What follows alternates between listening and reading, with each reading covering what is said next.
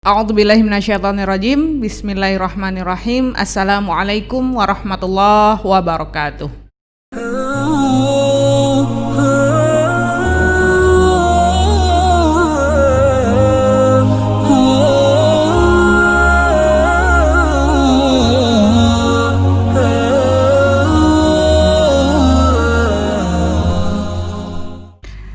Alhamdulillahirrabbilalamin. Assalatu wassalamu ala asyrafil anbiya wal mursalin wa ala alihi wa ashabihi ajma'in, amma ba'du. Apa kabar sahabat Lanis dan keluarga Kail dimanapun berada? Kembali lagi kita berjumpa di acara Obsesi, obrolan seputar generasi. Seperti biasa, program ini dapat sahabat Lanis dan keluarga Kail simak melalui Radio Lansep Manih 93,6 FM atau dapat dilihat siaran ulangnya di YouTube SIT Kail. Dan tentu saja jangan lupa di like, komen, dan subscribe ya. Masya Allah, sahabat Lanis dan keluarga Kail semuanya, kita masih berada di kondisi pandemi COVID-19. Tidak lupa mari terus kita bersama-sama berdoa memohon kepada Allah Ta'ala agar pandemi ini segera berakhir dan saudara-saudara kita yang terlanjur positif COVID-19 diberi kesembuhan, dan kita semua setelah pandemi ini seolah-olah terlahir kembali menjadi insan yang lebih baik, insya Allah. Amin, Allahumma amin. Kembali lagi di acara Obsesi, obrolan seputar generasi. Sekarang izinkan Kak Riri memperkenalkan terlebih dahulu narasumber kita pagi ini. Beliau adalah Ustazah Imelda Rusli, Kepala Sekolah SDIT Kausar Ilmi Muaro Sijunjung, founder Ruang Belajar Gensmart, dan ibu dari 4 orang anak. Karena beliau alhamdulillah sudah ada di studio bersama kita, langsung kita sapa saja. Assalamualaikum Ustazah. Waalaikumsalam warahmatullahi wabarakatuh. Apa kabar nih Ustazah? Alhamdulillah sehat Kak Di. Masya Allah. Semoga begitu juga hendaknya sahabat Lanis, keluarga Kail, dan ayah bunda semuanya. Iya, amin, Allahumma amin. Mewakili sahabat Lanis dan keluarga Kail nih Ustazah, Kari mau berterima kasih Ustazah udah berkenan hadir nih bersama kita di program Obsesi. Gimana perasaannya Ustazah pagi ini? Senang pastinya, karena otomatis jangkauan audiens juga lebih banyak ya gitu. Insya Allah. Semuanya banyak juga yang bisa mengambil manfaat dari apa yang akan kita lakukan saat ini. Amin, Allahumma amin. Baik Ustazah, amin, ya. Back to topic nih Ustazah. Okay. Apa yang akan kita diskusikan pagi ini? Tapi jangan dijawab dulu, kita kembali setelah pesan-pesan berikut ini. Baik.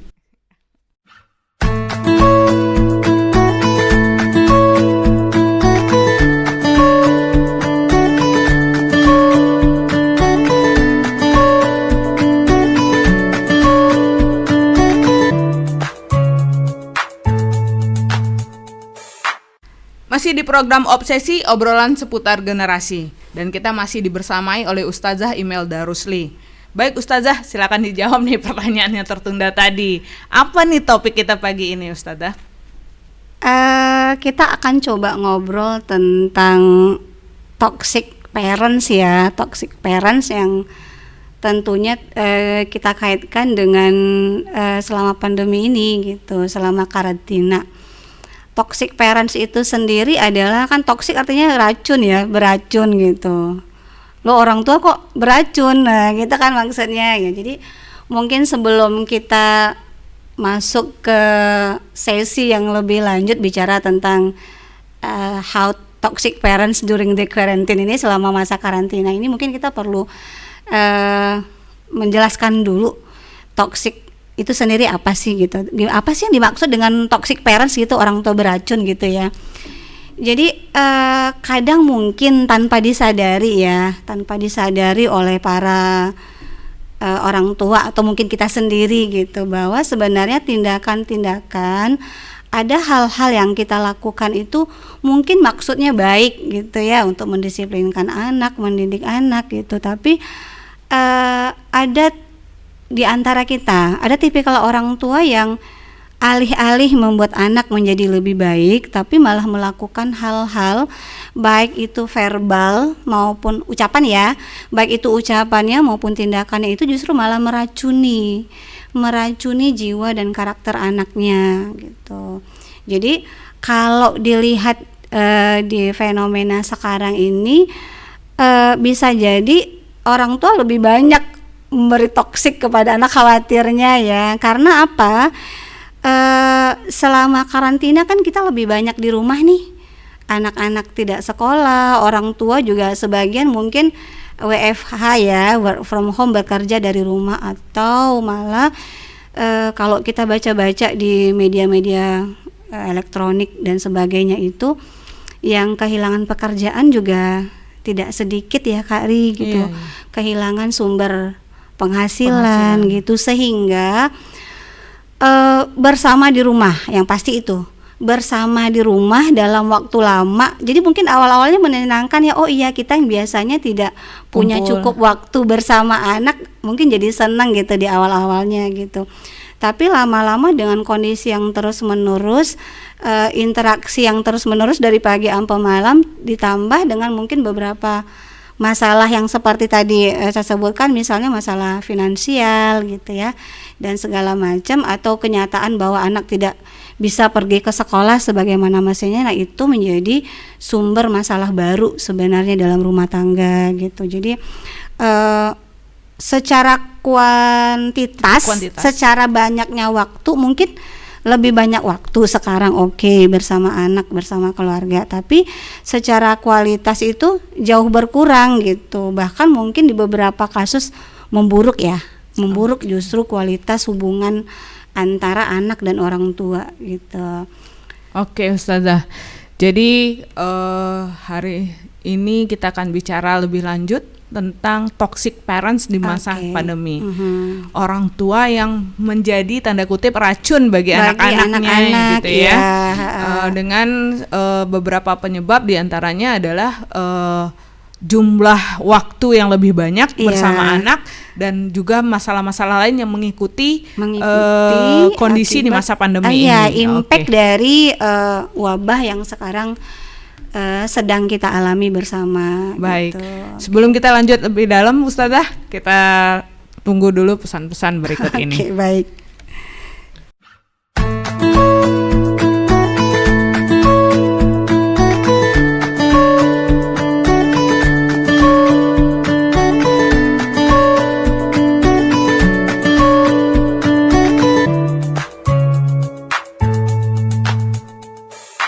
Baik, kembali lagi di Obsesi, obrolan seputar generasi. Baik, kita lagi bahas toxic parents di masa pandemi bersama Ustazah Imelda Rusli.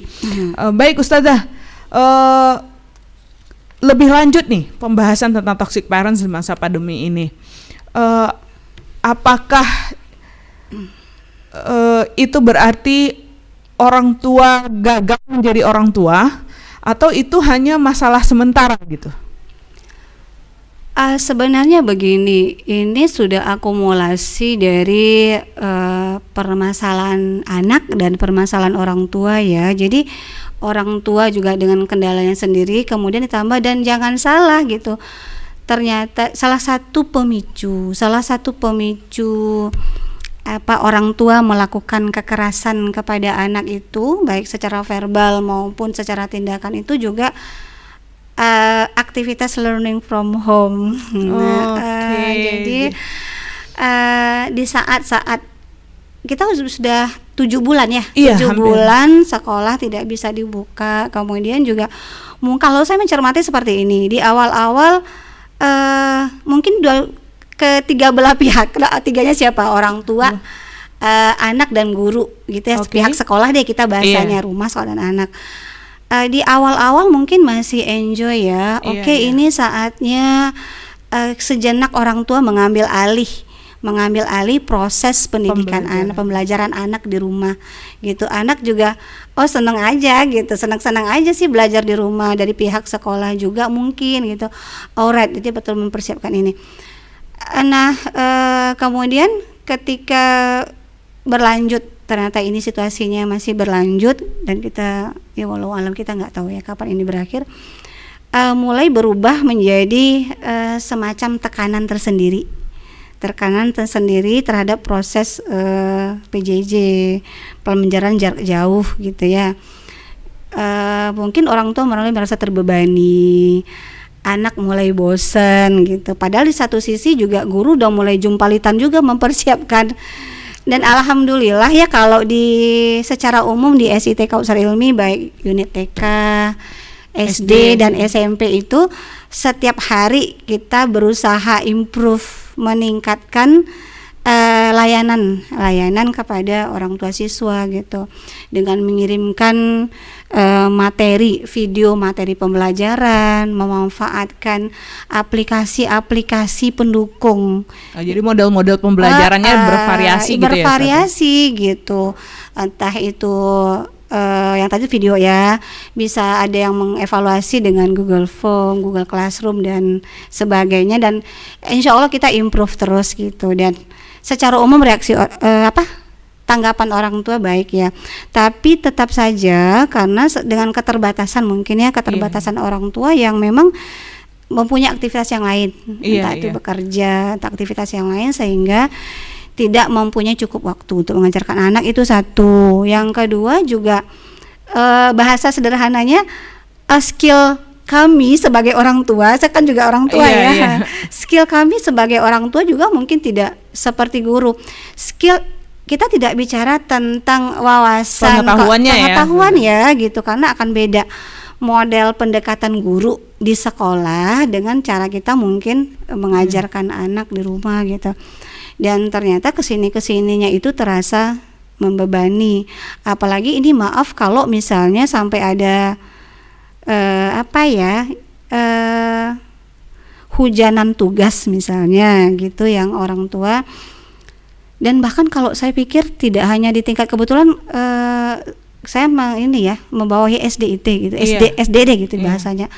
Bahkan kalau saya temukan itu pada anak-anak yang udah tingkat SMA, SMP dan SMA yang sebenarnya sudah bisa belajar mandiri, itu tidak bisa menghandle, tidak bisa memanage, tidak bisa memahami. Tetap butuh bantuan dari orang tuanya. Tidak semua kiriman materi dari sekolah.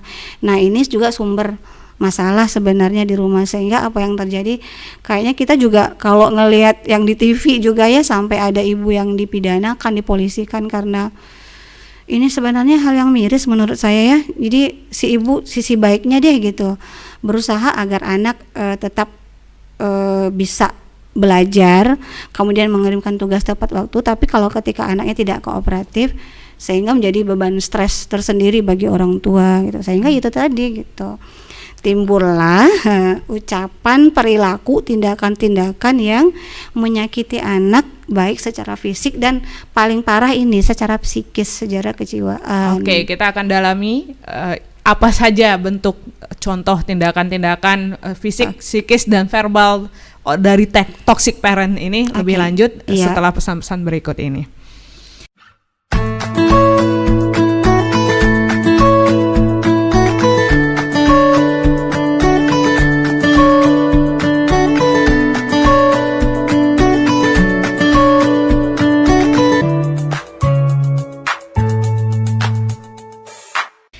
Baik sahabat Anis, kembali di Obsesi Obrolan Seputar Generasi. Masih dengan Ustazah Imelda Rusli bersama kita di sini. Ustazah, tadi kita udah bahas toxic parents itu apa, kemudian gejala ini muncul, gejala sosial ini ya, gejala sosial ini muncul kenapa gitu. Dan rata kayaknya ya. Kalau beritanya sih nggak di mana, maksudnya di Indonesia. Iya gitu ya. Nggak hanya Indonesia malah mungkin ya. Bukan ya, jangan-jangan ini udah universal.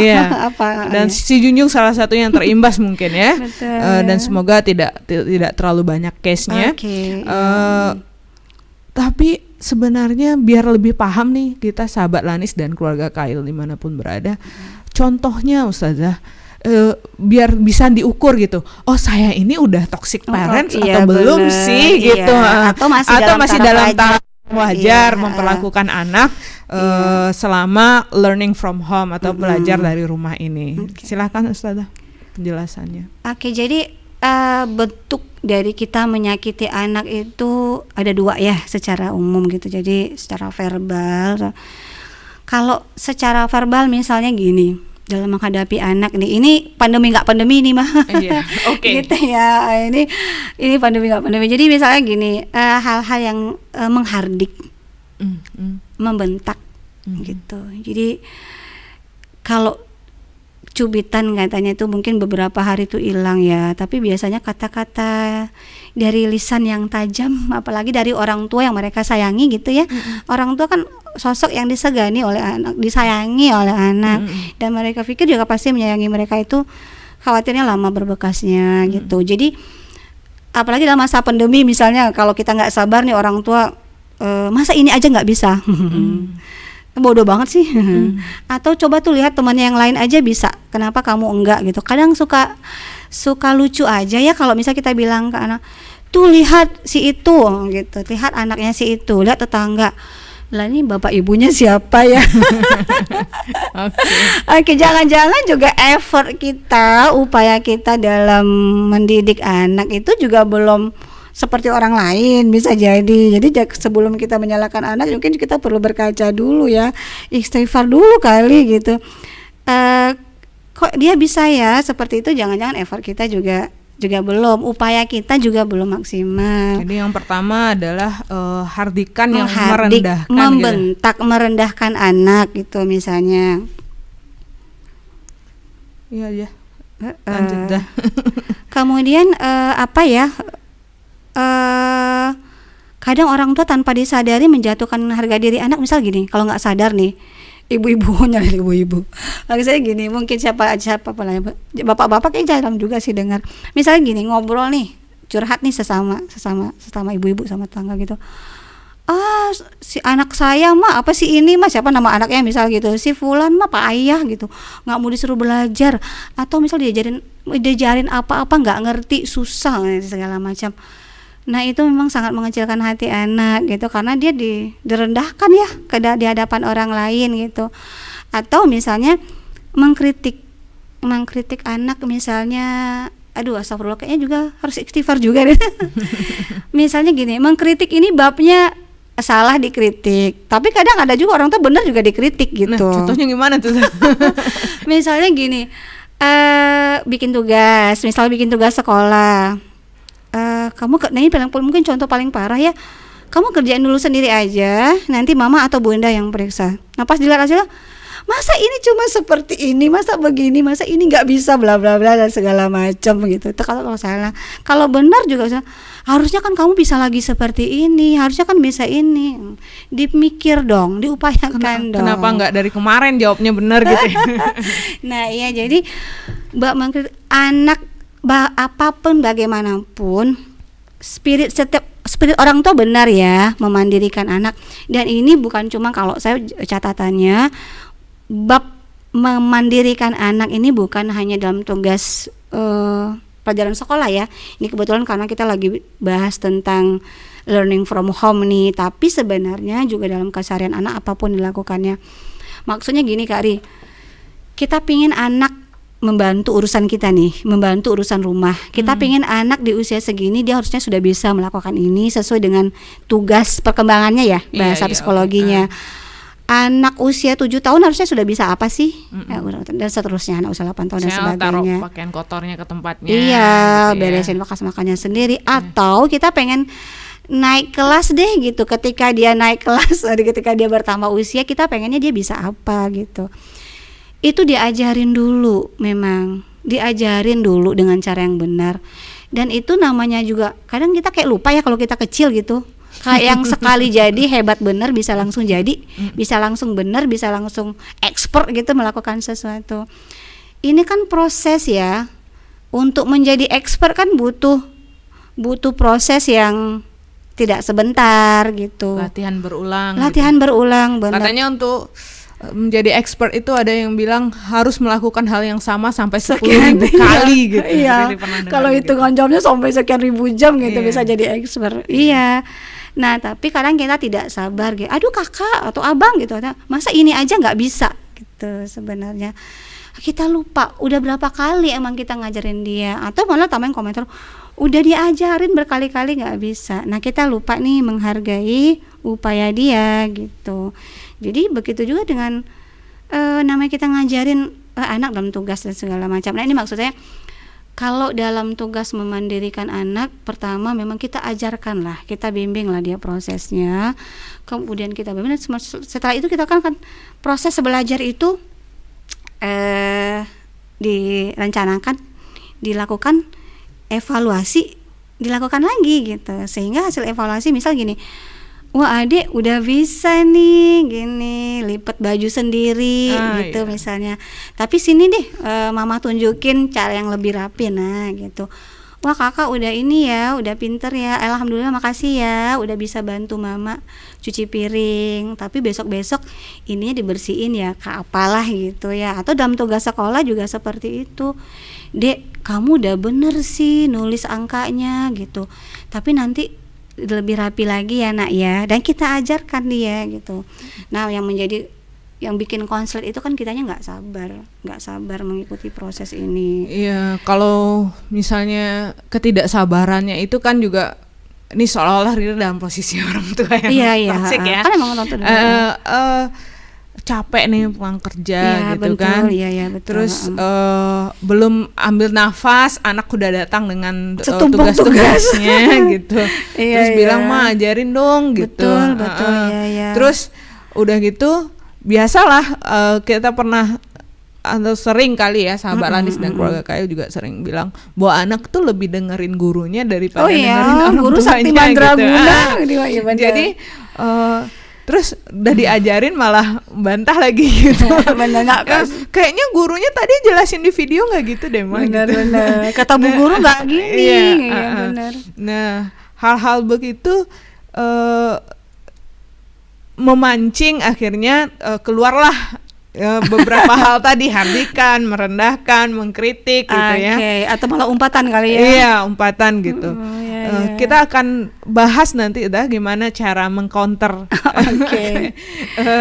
agar terjaga dari melakukan hal-hal yang toksik itu. Tapi ini kita baru bahas yang verbal saja, kita belum bahas yang lain. Jadi sahabat Lanis dan keluarga Kail tetap stay tune di 93,6 FM dan kanal YouTube SIT Kail. Jangan kemana-mana, kita akan segera kembali.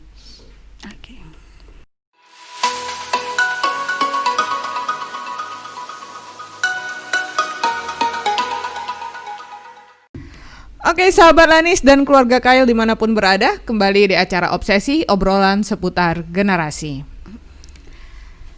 Masih bicara tentang toxic parents di masa pandemi bersama Ustazah Imelda Rusli, Kepala Sekolah SDIT Kausar Ilmi, dan juga ibu dari 4 orang anak. Beliau pesan banget nih harus disebutin.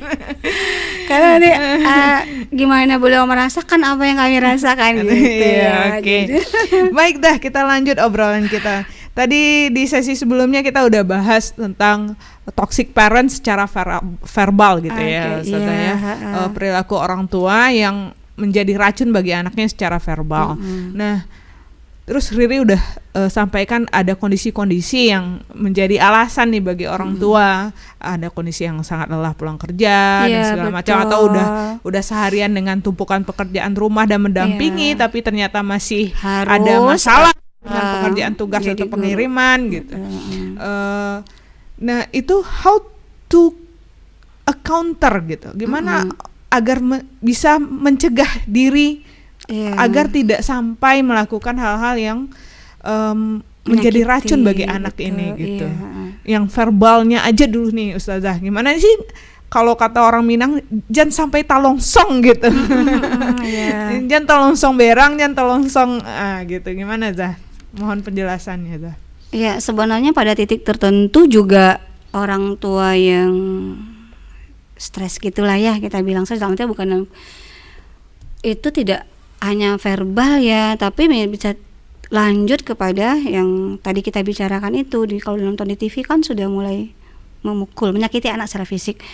Tapi itu tadi bicara tentang orang tua, nggak bisa dipungkiri bahwa orang tua juga punya beban psikis yang di saat pandemi dan karantina ini juga lebih berat mungkin di hari-hari biasanya. Yang tadi tambah kata Kari itu juga orang tua juga punya kegiatan sendiri, aktivitas sendiri untuk mensupport keberlangsungan keluarga ya, family life gitu ya. Nah, sehingga apa ya bahasanya, bukan wajar. Jadi bisa dimaklumi untuk kondisi psikologis mungkin terasa lebih berat gitu, sehingga mungkin tanpa sadar kita menyakiti anak. Nah, how to overcome? Jadi maksudnya gimana cara mengatasinya? Yang pertama menurut saya adalah memang mindset. Pertama, ini sebagai ibu ya ngomongnya. Oke. Mindset bahwa kita tidak bisa terlalu mengandalkan sekolah pada saat seperti ini. Sebenarnya ini mah rumus yang juga berlaku untuk di masa normal ya. Sekolah kan pada dasarnya hanyalah support system untuk pendidikan anak kita. Sekolah kan salah satu variabel pendukung bagi pendidikan anak kita. Sebenarnya kan memang utamanya itu dari kita orang tua ya, dari kita orang tua yang terlebih dahulu menginstal nilai-nilai, etos gitu segala macam, etos belajar, etos bekerja, nilai-nilai keberagamaan, ketauhidan segala macam itu sebenarnya dari kita memang. Tapi karena sehari-hari kita menyerahkan anak kita ke lembaga formal gitu, apalagi kalau yang di Kautsar Ilmi kan full day school ya, diantar pagi kemudian kita sorenya tinggal ngambil gitu. Jadi kalau boleh cerita sedikit, kita juga sebenarnya sebelum pandemi kan menghimbau orang tua agar tidak ibaratnya kayak laundry gitu lah ya bahasanya, ada ustadz yang membahasakan seperti itu, taruh tuh tinggal ambil. Enggak, sebenarnya tetap saja kita sebagai orang tua lah yang harusnya berperan lebih banyak dalam pendidikan anak kita. Tapi sekarang kondisinya berbeda. Kita yang tadinya cuma di rumah ibaratnya kayak guru les gitulah ya, cuman ngasih tambahan belajar, bantuin bikin PR dikit, tinggal memahamkan yang anak-anak mungkin karena kekurangan waktu di sekolah gitu. Tapi sekarang berbalik, hampir semuanya sudah memang cover oleh orang tua gitu. Jadi kalau dengan tidak memahami kondisi seperti ini, kalau kita tidak kunjung bisa menerima situasi seperti ini, maka akan memang terasa berat.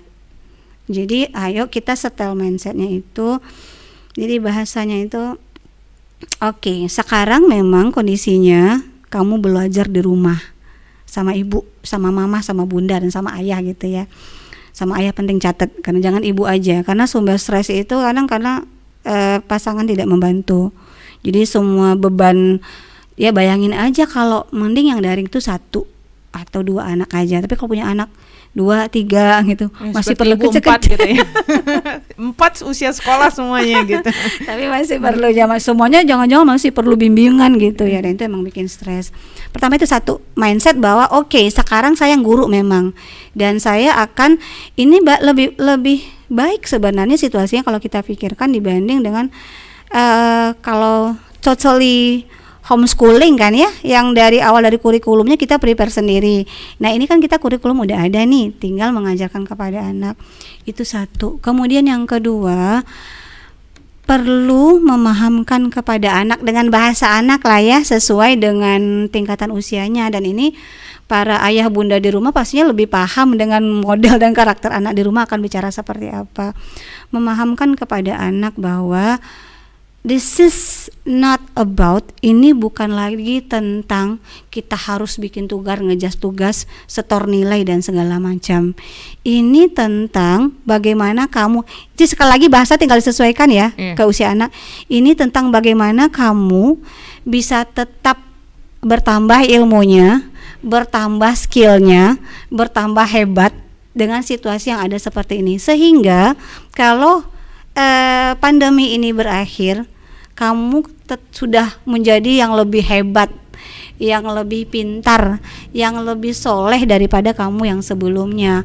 Kalau ke anak remaja sih enak ya, kalau misalnya kalau di rumah tuh tinggal bilang gini misalkan, nih ya ada loh orang yang sama-sama pandemi nih, kita nih sama-sama terkurung, karantin, sama-sama di karantina gitu.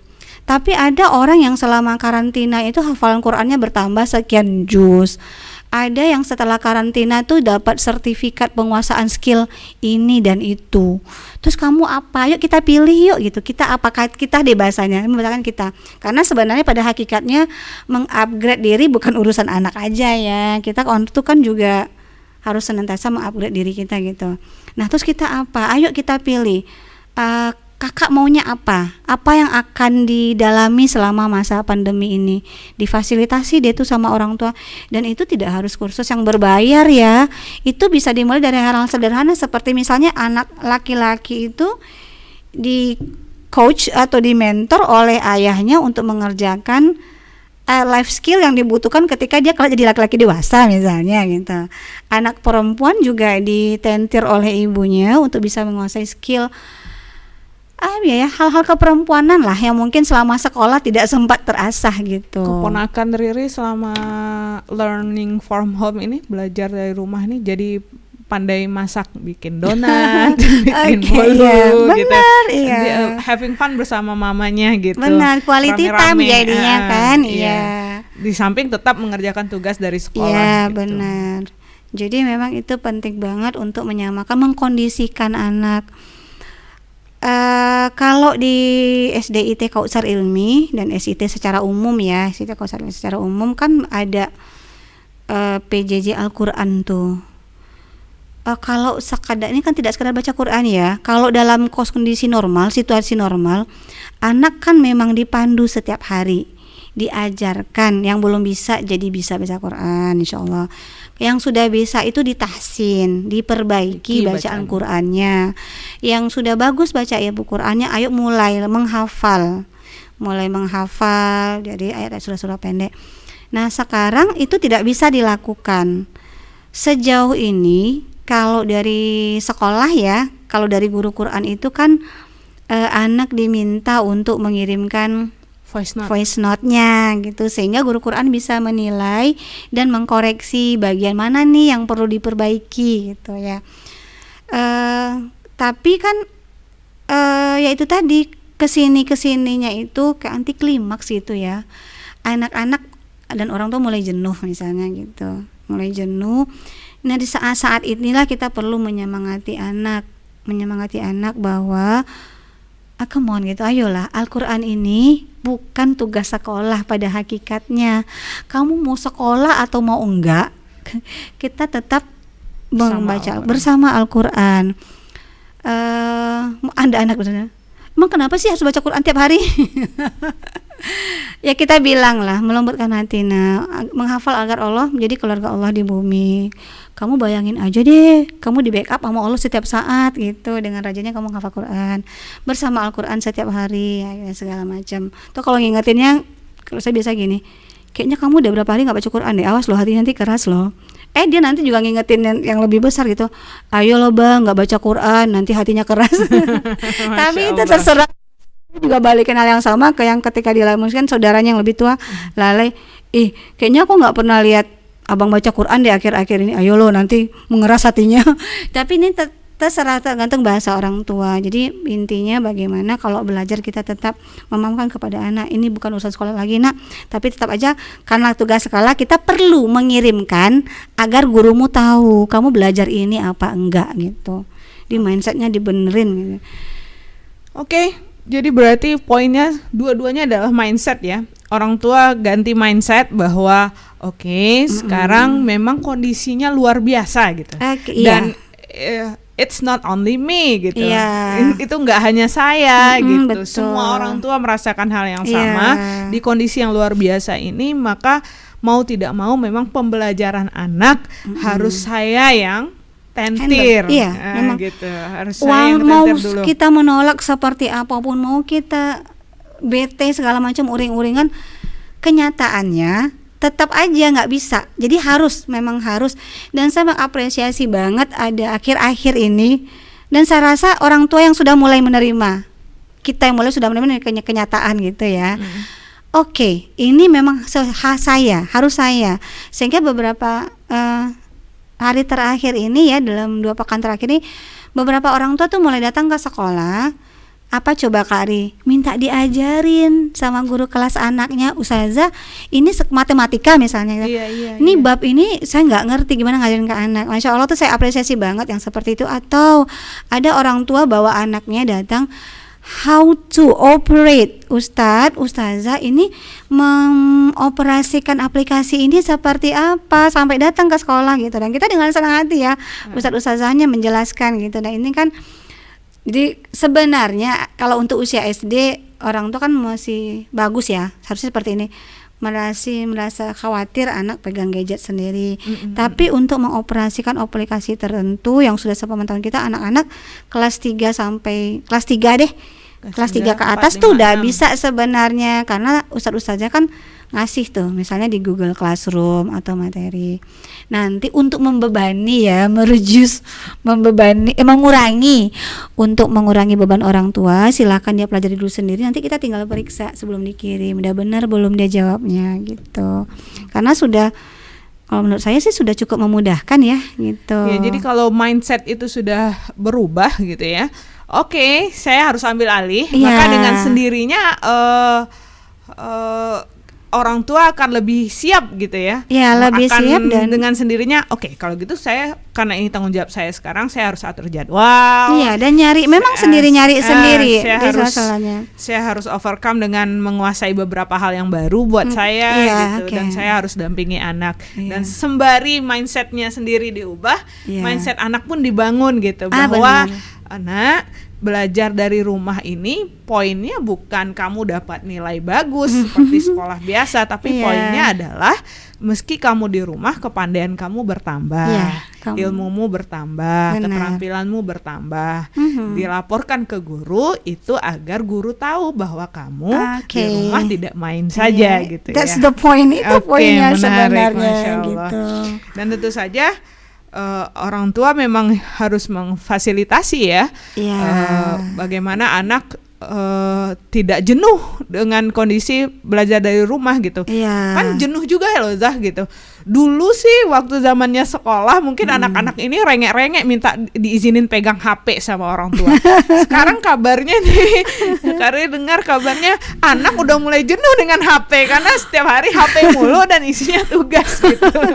Bener, udah anak lereng. Iya, tapi nggak bisa main gitu kan, dan handphone isinya tugas gitu.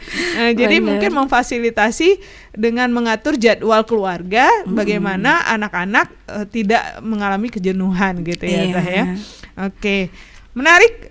Kita masih ada hal lain yang kita bahas tentang toxic parents, sahabat Anis dan keluarga Kail dimanapun berada. Tetap di sini bersama kami di 93,6 FM dan YouTube SIT Kail. Setelah pesan-pesan berikut ini, kita akan kembali berbincang bersama Ustazah Imelda Rusli.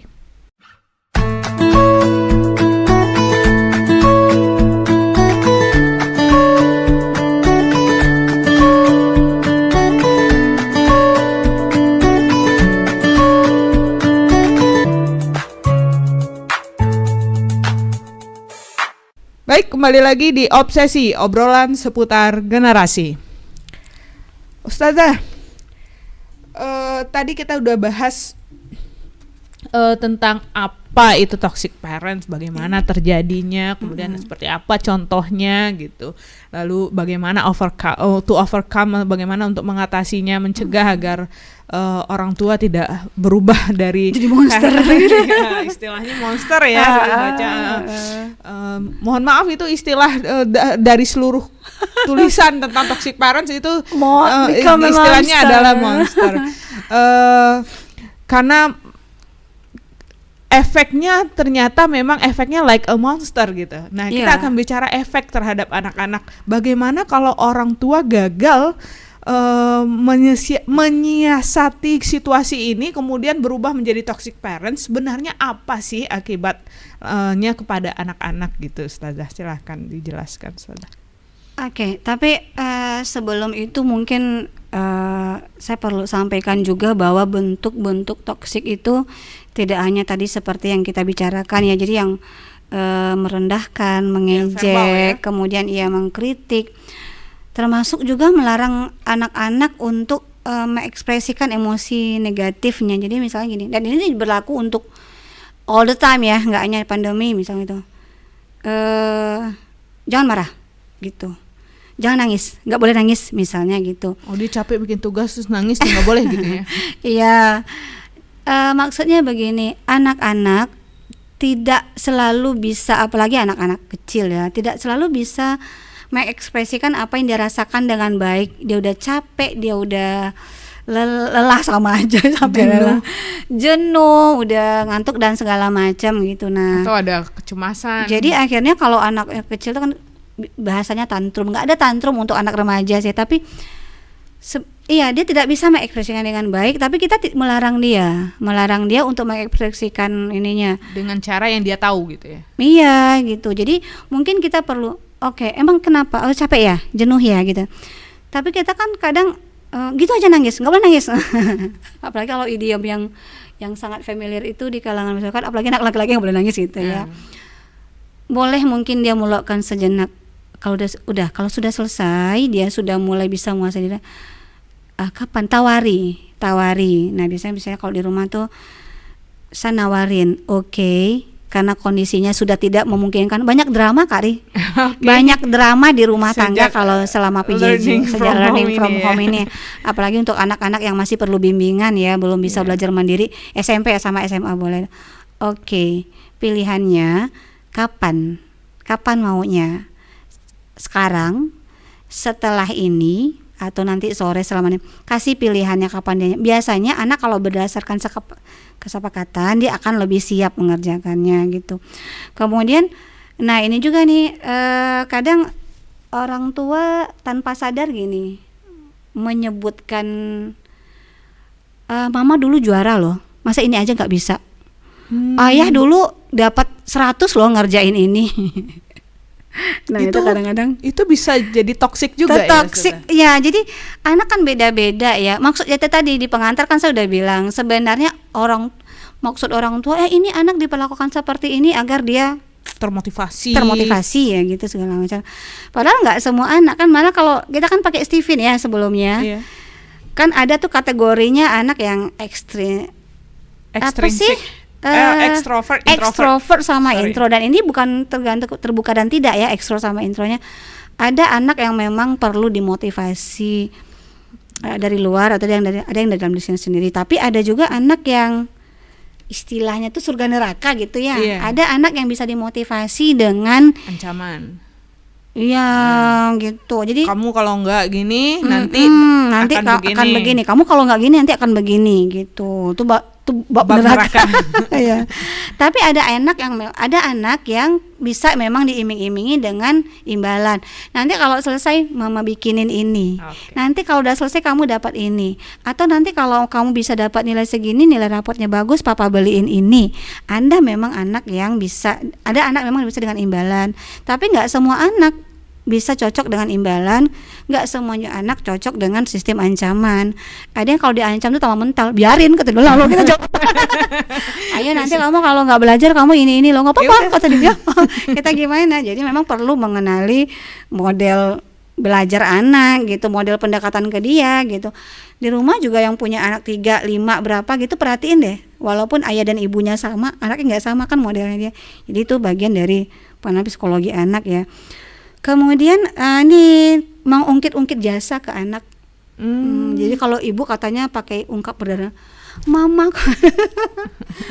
nih udah capek begini, mama nih udah, atau malah sampai mungkin-ungkit uang ya, papa nih udah keluar sekian banyak biaya untuk memfasilitasi kamu, ternyata hasilnya segini aja. Anak sedih loh sebenarnya kalau menurut saya kalau kita bicara itu. Ya balik-balik itu tadi mungkin maksud kita balik. Jadi dia ngerasa guilty feeling gitulah, merasa guilty, berutang gitu ya. Merasa berutang, merasa bersalah gitu.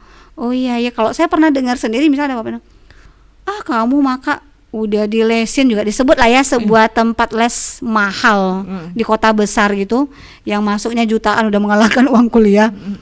Kayaknya kamu bahasa Inggrisnya segini-gini aja deh. Bapak nggak pernah dengar kamu ngomong bahasa Inggris gitu misalnya. Itu kan anak sedih ya. Kadang juga yang nyuruh les siapa sih? Yang nyuruh, kadang difasilitasi orang tua, memfasilitasi beliin ini, beliin itu, kebaikan anak. Kadang yang dia nggak minta kok, gitu. Tapi nggak begitu kita babnya memang, tapi lebih kepada yang tadi itu. Jadi mungkin jasa ke anak itu bagi saya apa ya, pain gitu ya, nggak enak di perasaannya gitu. Kemudian mengatur target, tujuan, ekspektasi yang berlebihan terhadap anak gitu. Kadang jangan salah, ini juga kita bicara secara umum ya, termasuk juga kalau kondisi biasa, pandemi dan non pandemi. Ada kalau nggak sadar orang tua menumpangkan harapan tertentu kepada anak. Saya gagal kemarin jadi saya gagal jadi ini, maka anak saya harus jadi ini gitu. Gue boleh dulu di sekolah seperti ini, tapi anak saya nggak boleh gitu. Bagus spiritnya gitu. Iya. Tapi kalau itu menjadi beban bagi anak kan sudah tidak baik ya. Bahkan saya lupa quotation siapa ini, anak tuh bukan anakmu, dia anak zamanmu gitu ya. Bisa jadi profesi yang kita impikan dulu, yang kita tidak berhasil meraihnya, atau kita pengen kuliah di mana nggak kesampaian, terus kita tumpangkan kepada anak-anak, karena bisa jadi kan dunia the world change ya, berubah gitu. Bisa jadi profesi-profesi yang tadinya menurut kita basah, baik, belum tentu laku di masa dia nanti besar nanti gitu. Jadi kita prepare dia untuk yang akan dihadapinya nanti, dan itu berpulang lagi kepada passion dia apa.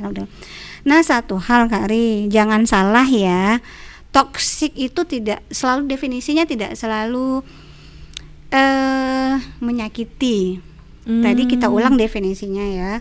Toxic parents adalah toxic parenting, misalnya pengasuhan berupa ucapan dan tindakan kita kepada anak yang meracuni jiwa dan karakter anak. Nah, bab meracuni ini bukan hanya bentuk yang tadi kita bahas itu, tapi ada hal yang mungkin kita tidak sadari. Terlalu melindungi anak, terlalu ada istilahnya mama helikopter lah. Oh iya, apa tuh? Mama helikopter itu everything itu di bawah pengawasan mama. Anaknya nggak boleh tersentuh oleh masalah gitu. Iya betul, iya. Jadi tidak siap kalau anaknya tersakiti oleh dunia luar. Padahal kenyataannya kita nggak selalu bisa memprotek anak kita, termasuk dalam hal-hal misalnya kalau anak usia kecil kita memproteksi dia dari bahaya ya. Tapi ketika anak grow up, kita memproteksi dia dari hal-hal yang memungkinkan menyakiti psikisnya gitu, sehingga kita nggak pengen anak kita kecewa, nggak pengen dia sedih, disakiti oleh orang lain. Sebenarnya kalau menurut saya sih in common mama-mama sedunia begitulah ya. Ada meme-nya itu kalau dia cubit anaknya atau cerepetin anaknya nggak masalah, tapi dia tidak akan terima jika anaknya disayang. Nah itu sederhana seperti itu. Jadi misalnya anak ingin menjajal kemampuannya, anak ingin mempelajari skill apa, anak pengen mengikuti apa, menurut orang tuanya kayaknya itu dia nggak akan mampu. Nanti dia gagal bakal sedih, jadi nggak usah ikut deh. Iya benar, nggak usah deh nak, kayaknya kamu nggak bisa deh, kayaknya kamu susah, nggak usah ikut. Nah itu toksik loh. Itu toksik juga ya. Toksik. Kemudian juga misalnya terlalu jangan begini, jangan begitu. Nah apa ya, kalau di anak kecil lebih kepada don't touch this, don't touch that. Kalau untuk remaja sebenarnya nggak usah jauh-jauh deh. Di rumah, kalau misalnya anak remaja saya minta izin, ibu aku pengen coba ini gitu, menurut saya itu berbahaya bagi dia, tapi secara physically and mentally dia siap sebenarnya, dan siap tidak siap kan itu bagian dari pembelajarannya kan ya. Iya, jadi kalaupun misalnya dia gagal di upaya dia itu kan pelajaran buat dia, bahwa dia bisa ambil kesimpulannya, ini memang not for me, bukan untuk saya, atau saya gagal di kesempatan pertama, saya akan coba lagi di kesempatan berikutnya. Yang harus saya lakukan adalah memperbaiki cara kerja saya. Nah, both itu bagus gitu dua-duanya. Jadi Ustazah, kesimpulannya toxic parents ini tidak selalu dalam keadaan memperlakukan anak secara negatif ya, tapi bisa jadi perilaku orang tua atau tindakan orang tua yang terlihat sebenarnya positif, seperti memproteksi anaknya dan segala macamnya juga. Kalau salah salah kaprah atau berlebihan juga bisa menjadi toksik ya, atau racun benar. bagi anaknya gitu ya. Oke, Masya Allah. Baik Ustazah, panjang banget nih penjelasan session ini. Sebelum kita lanjut, kita simak dulu iklan berikut ini. Oke.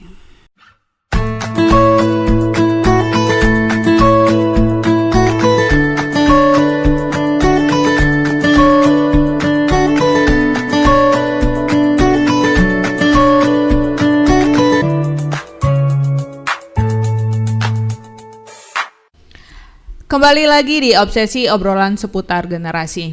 Ustazah Imelda Rusli masih bersama kita di sini dan kita masih berbincang tentang toxic parents.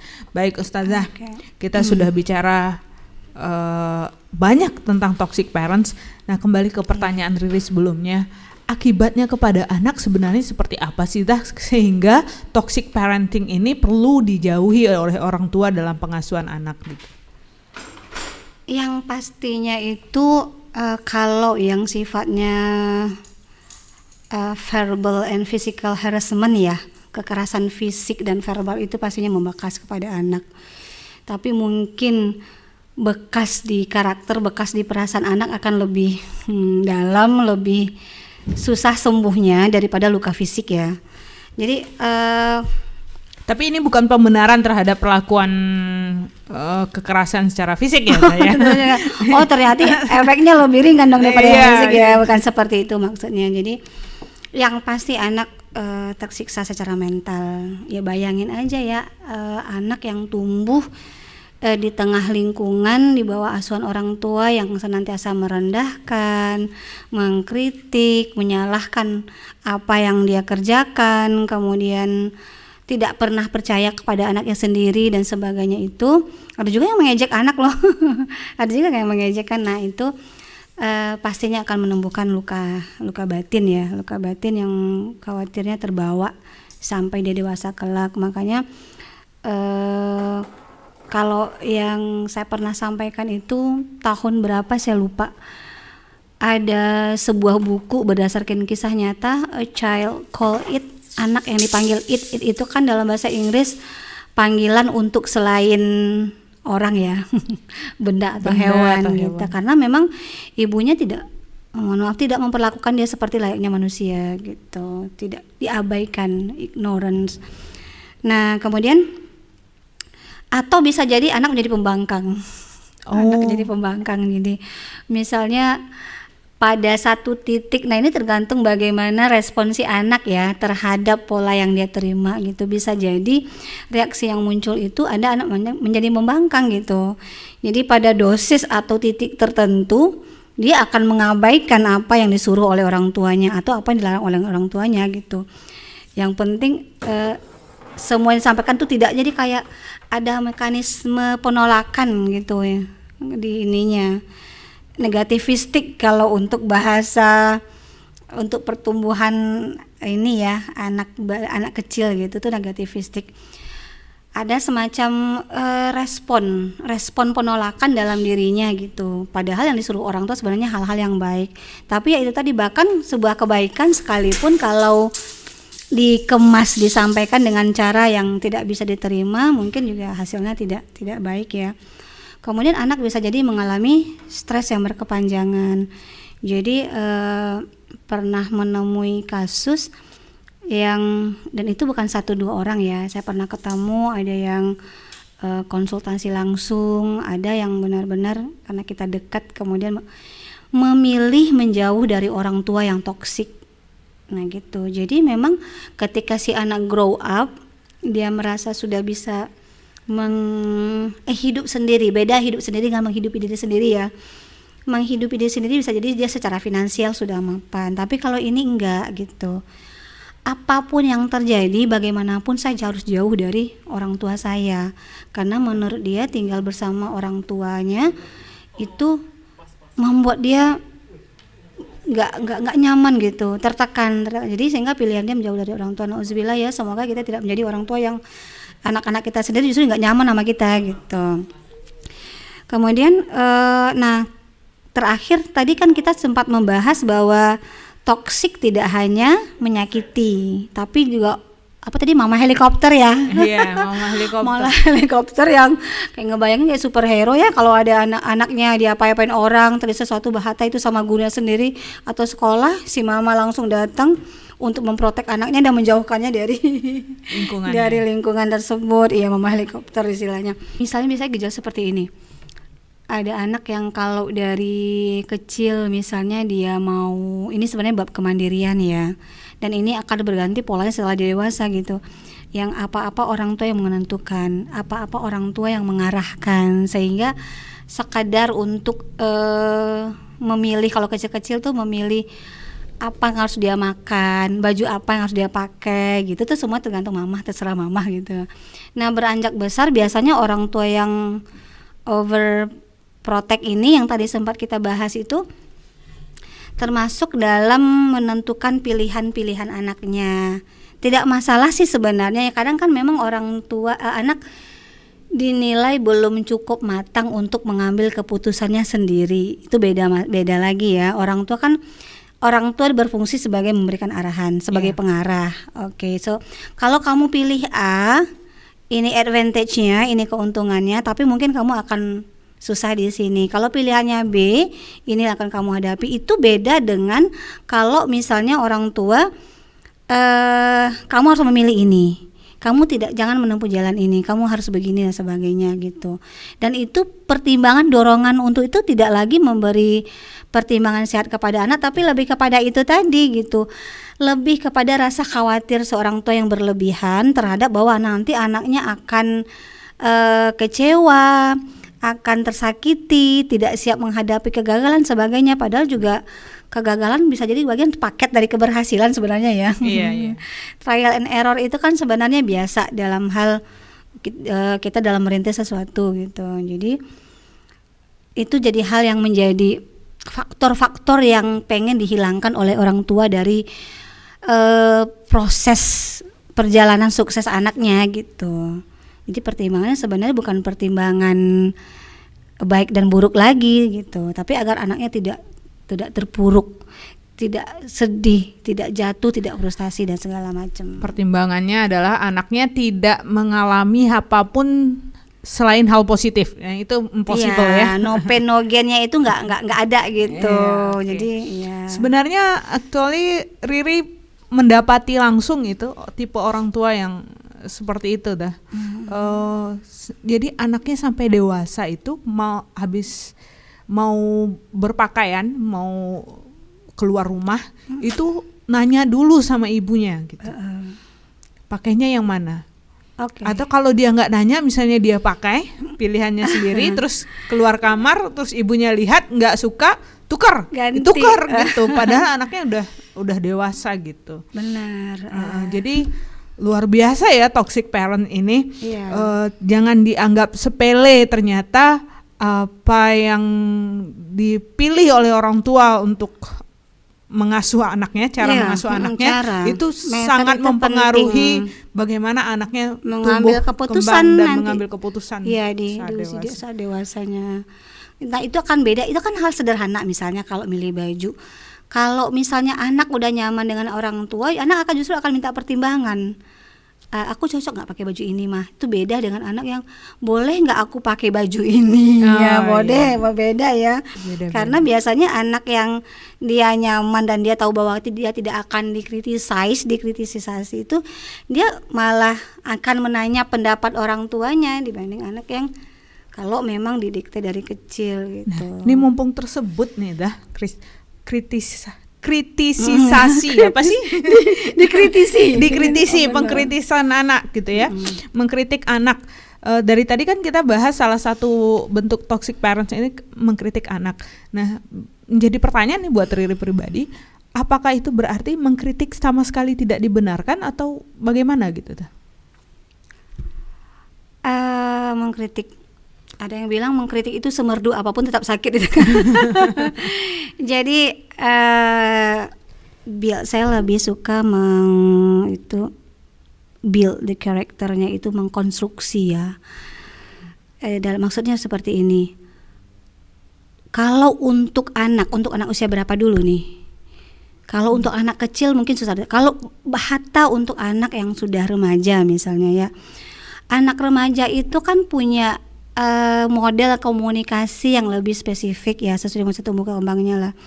Jadi bahkan kalau kita mau mengasih masukan kepada anak remaja, jadi kita ingat lagi deh, review lagi yang kata Ali bin Abi Thalib itu, bahwa kalau anak di 7 tahun pertamanya itu diperlakukan seperti Raja dalam artian ini ya, masih butuh dilayani, kebutuhannya disediakan gitu. Kemudian 7 tahun berikutnya pegawai, ya, atau tawanan perang. Itu saat kita ikat dengan peraturan gitu ya, diikat, ditawan, jadi nggak boleh lengah. Itu masa-masa dia bergejolak hormonnya segala macam. Kemudian 7 tahun berikutnya jadi Perdana Menteri. Nah bahkan psikologis remaja itu katanya kalau mau ngasih masukan kepada anak remaja biasanya nggak nyaman kalau kita tatap ini face to face menceramahi dia, tanda kutip ya, memberi masukan, entah itu kritikan gitu. Jadi memang kalau memberi masukan, kita pakai bahasa masukan lah ya kepada dia, entah kita nggak suka dengan cara berpakaian dia, style rambutnya dia gitu, atau pilihan-pilihan teman, lingkungan, aktivitas yang dia sedang jalankan. Nah itu biasanya usahakan dalam keadaan santai, ngobrol dan tidak menatap matanya. Jadi sambil nonton TV misalnya kita ngobrol deh tuh, sambil di mobil misal berkendara kita ngobrol deh tuh. Dan pada saat dia melakukan hal yang menurut kita salah, not at the time, tapi setelahnya di saat mungkin juga sebenarnya lebih kepada kita juga sebagai orang tua ya. Di saat itu kita juga udah mulai cooling down, sehingga yang tidak langsung keluar kata-kata yang tidak seharusnya kita ucapkan mungkin kepada anak, dan di sisi dia juga dalam posisi lebih bisa menerima gitu. Jadi sambil ngobrol kita ucapkan bahwa cara dia melakukan sesuatu itu. Oke, menarik ini. Jadi bukan mengkritik tapi mengkonstruksi sebenarnya, iya gitu ya. Karena criticize itu kadang terjemahannya itu yang saya lakukan salah bagi si penerima. Saya salah ya, ini tidak benar ya. Padahal bisa jadi yang dilakukan tuh betul, dia benar, dia udah on the track, tapi cara dia melakukannya. Jangankan anak ya, kita aja orang dewasa yang tadi itu butuh sekian berapa untuk jadi expert. 10.000 jam, 10.000 kali untuk jadi expert, apatah lagi seorang anak gitu kan. Oke, jadi sahabat Anis dan keluarga Kail, mungkin kita ganti ya. Jadi bukan mengkritik anak lagi, tapi mengkonstruksi dan dipilih waktunya jangan di momentum saat sesuatu itu terjadi gitu. Tapi setelah dua-duanya cooling down, baik anak maupun orang tua cooling down dari situasi yang dihadapi, baru kemudian dilakukan komunikasi gitu ya, Ustazah ya. Salah seorang teman saya yang psikolog bilang gini, kalau misalnya kenapa sering terjadi konslet antara orang tua dan anak remajanya itu karena sebenarnya dua-duanya korban hormon. Orang tua juga lagi hormon mau menopause gitu misalnya, di usia yang udah late adult gitu. Si anak juga lagi dalam hormonnya dia, dalam masa apa sih istilah identitas diri segala macam gitulah ya. Jadi sebenarnya dua-duanya korban hormon. Jadi harus menyadari hal itu. Orang tua juga harus menyadari bahwa secara psikis saya juga harus tenang dan juga anak. Tapi ini tidak mengenai waktu ya. Waktu perbaikan tidak rigid, tidak baku, harus tepat tadi yang itu. Kalau mungkin bisa menyampaikan pada saat itu juga dengan catatan, dengan bahasa, dengan apa yang lebih baik, sudah sampaikan. Kalau memang kadang kan tradisi keluarga beda-beda satu sama lain, tapi as long as itu sudah menjadi sebuah tradisi yang positif, disampaikan secara positif dan anak bisa terima, sah-sah aja. Tapi itu kan dari sisi ilmu psikologi remaja ya. Seperti itu. Ya itu tadi mengkonstruksi. Saya lebih sepakat dengan istilah mengkonstruksi. Proses perjalanan kita mengawal anak dari kecil sampai dia sudah dewasanya itu juga kan sebenarnya sebuah proses never ending learning. Proses pembelajaran yang tidak pernah berhenti. Kita nggak pernah berhenti belajar, anak juga tidak pernah berhenti belajar. Nggak ada sekolah orang tua. Nggak ada sekolah orang tua, jadi kan kita juga harus selalu belajar gitu. Walaupun di dunia maya ada school of parenting. Iya. Oke, masya Allah.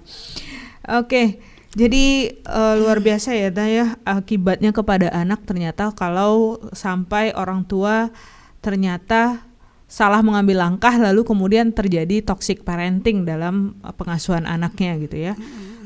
Kalau yang Kak Ri catat dari tadi nih, anak secara mental bisa rusak.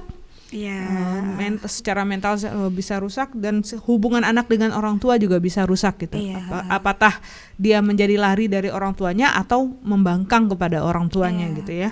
Kemudian anak menjadi tidak mandiri dan bisa mengalami stres berkepanjangan. Nah, bicara tentang stres berkepanjangan tentu nanti bisa lebih lanjut kepada penyakit mental lainnya gitu ya, gangguan kepribadian atau segala macamnya. Naudzubillah min dzalik. Baik, Ayah Bunda, kita sampai di sesi terakhir closing statement dari Ustazah Imelda, tapi sebelumnya kita simak dulu pesan-pesan berikut ini.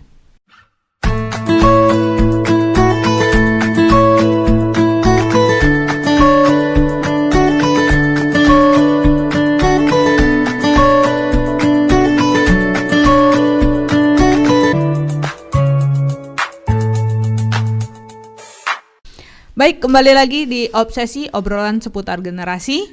Kita masih bersama Ustazah Imelda Rusli dengan bahasan toxic parenting. Baik Ustazah, sebelum closing statement nih Ustazah, ada pertanyaan besar lagi nih. Apakah perlakuan orang tua saat ini kepada anaknya itu akan berakibat juga kepada perlakuan si anak nanti kepada keturunannya gitu? Believe it or not ya, tapi sebagian besar para ahli parenting atau ahli tumbuh kembang anak itu memang menyatakan bahwa orang cenderung mewarisi bagaimana dia membesarkan anaknya seperti bagaimana dia dibesarkan. Jadi bersyukurlah mungkin misalnya kalau seorang anak dibesarkan dengan suasana keluarga yang hangat, positif ya, dan dia akan mewariskan nilai-nilai dan pola didik tersebut kepada anak-anaknya kelak.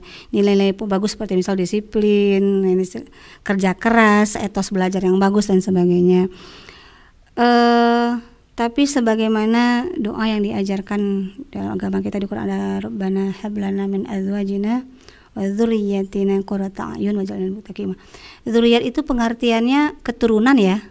Jadi sebenarnya hakikatnya adalah ketika kita mendidik anak kita, kita sekaligus mendidik cucu-cucu kita kelak. Jadi akan seperti apa nanti anak kita mendidik anak-anaknya gitu. Saya dalam hal ini tidak berarti bilang bahwa enggak laku kalau bahasa Minangnya. Nggak bisa nih kalau yang model-model lama dipakai lagi, nggak juga ya. Karena apa? Hal-hal baik, kearifan hal-hal positif yang diwariskan oleh orang tua kita itu layak kita lanjutkan kepada anak-anak kita.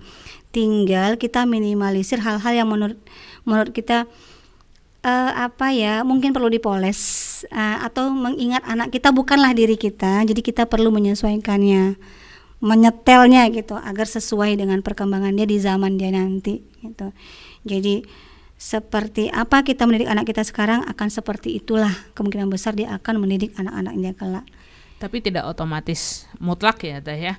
Karena pekan lalu bahas sama Buya juga orang tua tidak bisa juga menyalahkan orang tuanya. Iya, ketika dia keliru dalam mendidik anaknya gitu. Karena seharusnya dia dalam proses belajar kembali bagaimana menyesuaikan dengan zaman ketika dia menjadi orang tua gitu ya. Benar, iya. Dan menyesuaikan diri dengan zaman di mana anak ini dibesarkan. Apa sih yang anak saya butuhkan di zaman ini? Gitu. Baik Ustazah, sampai di penghujung acara nih Ustazah, closing statementnya khusus tentang toxic parenting di masa pandemik, apa pesannya kepada para orang tua, sahabat Lanis dan keluarga Kail dimanapun berada nih? Saya kembali akan menyampaikan yang sudah kita bahas di awal.